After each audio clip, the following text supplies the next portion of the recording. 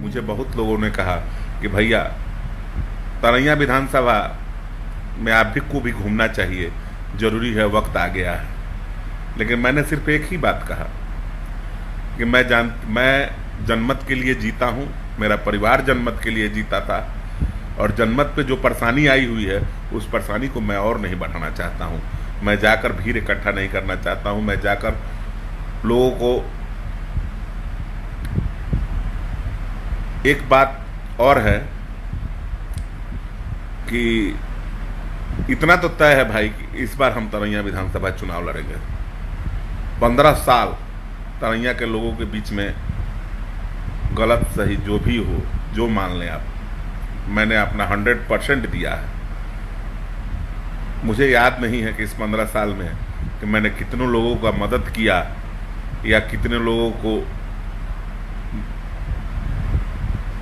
लोगों का आशीर्वाद मुझे प्राप्त है। मैं अपने कार्यकर्ता, जितने भी तरैया विधानसभा में मेरे कार्यकर्ता लोग हैं, चाहे मुझे चाहने वाले लोग हैं, चाहे मुझे प्यार करने वाले लोग हैं, चाहे मुझे आशीर्वाद देने वाले लोग हैं, मैं बस यही कहूँगा कि आप लोग इंटरनल तौर पे तरैया की चुनाव की तैयारी कर लीजिए। मैं 30 तारीख तक जो सरकार का जो लॉकडाउन है, लॉकडाउन के बाद हम लोग घूमेंगे, जैसे भी घूमेंगे, लेकिन कोरोना को देखते हुए मेरा दिल दहल जाता है। जहाँ दिल दहल जाता है तो वहाँ लगता है कि नहीं, यानी मैं जनमत की रक्षा के लिए अगर हम लोग ऐसा, तो चुनाव में 2-4 दिन 10 दिन से जो लोग जा रहे हैं, देहात में घूम रहे हैं, मैं स्वार्थी इंसान नहीं हूँ। मैं चुनाव के पहले मदद करता था। मैं चुनाव के बिगुल बजने के बाद मैंने वादा किया था कि जो भी मदद करेंगे वो चुनाव के पहले करेंगे। चुनाव के नाम पे हम कोई मदद नहीं करेंगे।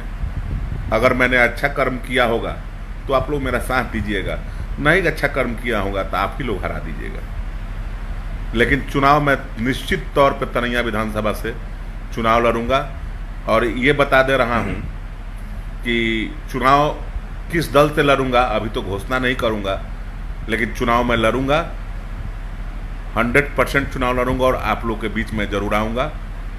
और मुझे एक बार मौका मिल जाए तो लोग, तरैया के कुछ विरोधी किस्म के लोग जो हैं, वो हमेशा इस बात को कहते हैं कि मसरक बना देंगे सुधीर सिंह, मसरक बना देंगे सुधीर सिंह। अरे दुर्भाग्य है तरैया के लोगों का कि कभी मसरक आकर आप लोग नहीं घूमे।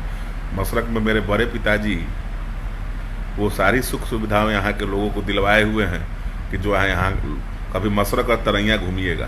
तरैया में हमको नहीं लगता है कि विकास के नाम पे जितने भी वहाँ पर विधायक हुए, विकास तो कहीं दिखता ही नहीं है। और विकास दिखता है, कोई अच्छा स्कूल नहीं है, कोई प्लेटफॉर्म ऐसा नहीं है कि जहाँ पर लोगों को लाया जा सके। एक बात और मैं कहना चाहूँगा कि कुछ लोग हवा उठा रहे हैं कि सुधीर सिंह चुनाव नहीं लड़ेंगे, तो इस बार मैं अपने मुंह से कह रहा हूँ कि मैं चुनाव लड़ूंगा। और किस लोग हवा उठाने से, मैं अभी जनमत के ख्याल से कहीं नहीं निकल रहा हूँ, कहीं नहीं जा रहा हूँ, और मुझे 40 रुपये का सामान लेकर लोगों को बीच में जाने में अच्छा नहीं लगता है। सच बात यही है।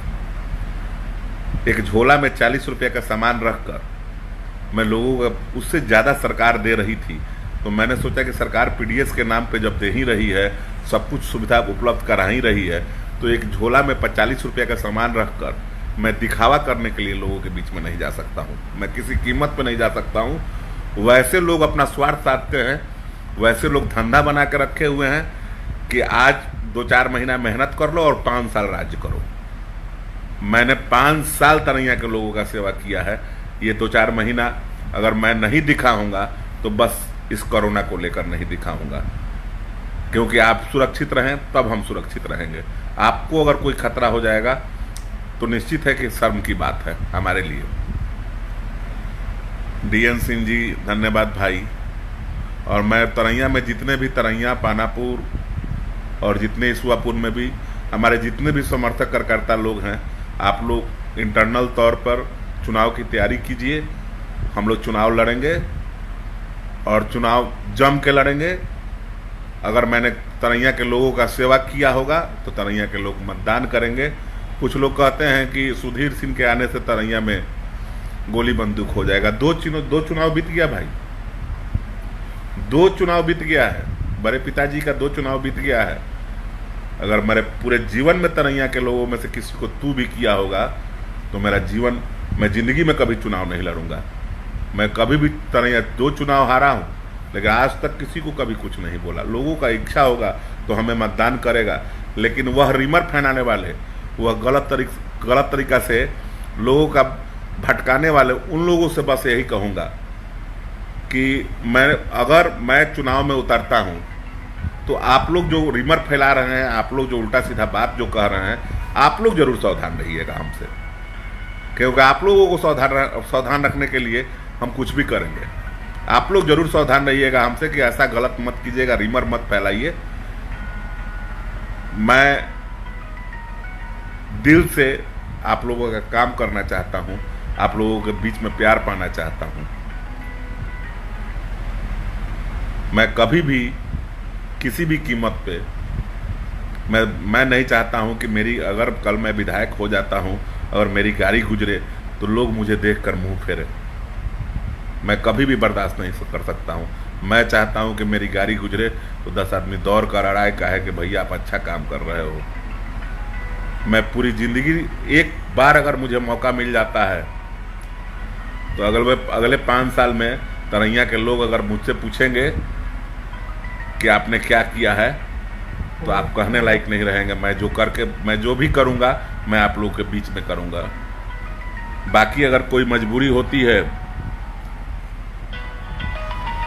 कोई मजबूरी से अगर चुनाव नहीं लड़ पाता हूं, मैं भी लड़ूंगा तो पक्का, लेकिन कोई परिस्थिति ऐसी आती है अगर चुनाव नहीं लड़ा पाता हूं, फिर भी तरैया के लोगों के लिए मेरा प्यार वैसा ही रहेगा कि जैसा 15 साल पहले था। थोड़ी सी भी कोई कमी नहीं होगी। मैं आप लोग के बीच में हमेशा रहूंगा। आज लाइव आया हूं, बस इसलिए लाइव आया हूं कि कुछ लोग रिमर उड़ा रहे थे कि सुधीर सिंह चुनाव नहीं लड़ेंगे। कुछ लोग प्राइवेट बैंक से लगा के पूछ रहे हैं, प्राइवेट NGO से लगा के पूछ रहे हैं कि इनका स्थिति क्या है। उनका स्थिति 4 महीना अभी ढंग से नहीं हुआ लोगों के बीच में गए हुए। एक पंचायत में जाते हैं और 4 पचे 200 रुपये का सामान देते हैं और लिखते हैं कि इतना पैकेट बांट दिया। अरे इतना पैकेट अपने बाबूजी के घर से थोड़े बांट दिया। इतना पैकेट सरकारी फंड आता है, उसका पैसा आप ले लेते हो। एक पैसा का चेक आपका पड़ा हुआ है जो सरकार के खाते में भेजे हुए हो। इतना पैकेट ऐसे नहीं आता है। अब पैसा जितने भी मुखिया लोग थे तरैया का 9,80,000 रुपया अगर किसी ने ईमानदारी से बांटा हो, कोई ईमानदारी से नहीं बांटा है। सब कोई अपने घर में पैसा लेकर चला गया है। मास्क और सैनिटाइजर के नाम पर गरीबों का शोषण किया गया है। सब लोग, जितने लोग भी थे, और वो लोग कहते हैं कि मैं चुनाव लड़ूंगा, तो जाइए ना, जनता आपको जवाब दे देगी। आपको जनता बता देगी चुनाव क्या लड़ेंगे। जिसने पूरी जिंदगी संवारने में जनता को लगा दिया, वो चुनाव हार जा रहा है। तो आप तो अभी खाली झोरा लेके घूम रहे हैं। फिर भी एक बात और जरूर कहूँगा कि बाबूजी के नहीं रहने पे बहुत सारी जिम्मेवारियां भी हमारे ऊपर पड़ी हुई है। उन जिम्मेवारियों का भी ख्याल रखते हैं। और इस मुसीबत के घड़ी में इतना बड़ा दरवाजे पर बैठ के कोई भी तरैया का लोग आ जाए और कह दे कि सुधीर सिंह ने मदद नहीं किया, उस दिन मैं राजनीति से संन्यास ले लूँगा। उस दिन मैं राजनीति नहीं करूँगा। जो भी मेरे पास, चाहे वो कोई भी धर्म से आता हो, मेरे पास आया है, मैंने कभी भी नहीं पूछा। उनका सहयोग करने में ही अपनी उपलब्धि गिनाई है और मैं हमेशा सहयोगी के रूप में ही उनका रहा हूँ। दर्द होता है दोस्तों कि जो आदमी उल्टा सीधा अगर कहता है तो थोड़ा बुरा लगता है। इतना दिनों से मेहनत आदमी करे और 2-4 लोग गंदे नियत से आकर तरह तरह की बातें कर जाए, आज तक किसी का मदद नहीं करे और भला उल्टा बोले। जो इंसान अगर झोला लेके बांट रहा है, उस इंसान को चलना सिखा दिए थे। अब इससे ज़्यादा हम कुछ नहीं कहेंगे।